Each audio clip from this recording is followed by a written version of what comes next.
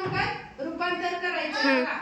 हे सगळे अपूर्णांक दिलेत, आता ह्याचं काय करायचं आपल्याला पूर्णांकित अपूर्णांकात रूपांतर करायचंय। तर बघा छेदाला छेद आहे असा लिहून घ्यायचा, घेतला का?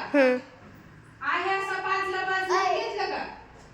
आता 5च्या पाड्यामध्ये 40 आहे, 43 नाही, परंतु 43 च्या अलीकडली संख्या आहे की 40।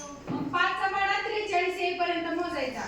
5 1 5, 5 2 10, 5 3 15, 5 4 20, 5 5 25, 5 6 30, 5 7 35, 5 8 8 आलं का इथं? 8 40, 40 तर संपलं। आता बाकी किती उरली? इथं तर 43 आहे, 40 संपलं। 3 कुठं मांडायचं? अंश स्थानी, समजलं?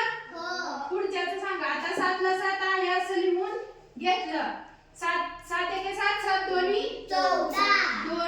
14, 14 संपला। आता 16 येईपर्यंत बोटं माझा 14 15 16 किती राहिलं? 2।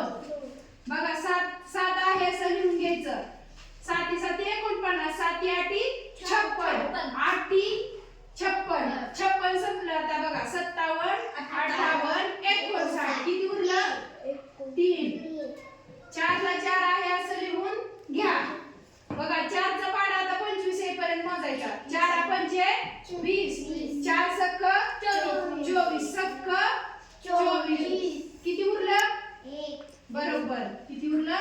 1। आता बघा हे गणित घ्या, घेतलं। 9 ला 9 आहे असं लिहून घ्यायचं। 9 1 9 9 2 18 9 3 27, 27 किती उरलं? बाकी किती उरली? 1 27 झालं होतं ना आपलं, आणि इथं काय आहे?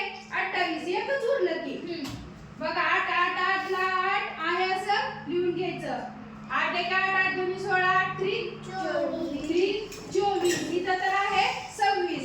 बघा 24 पासून मोठं मोजा, 25 26, 2 उरलं, समजलं? आता राहिलेली गणितं तुम्ही सोडवून दाखवायची।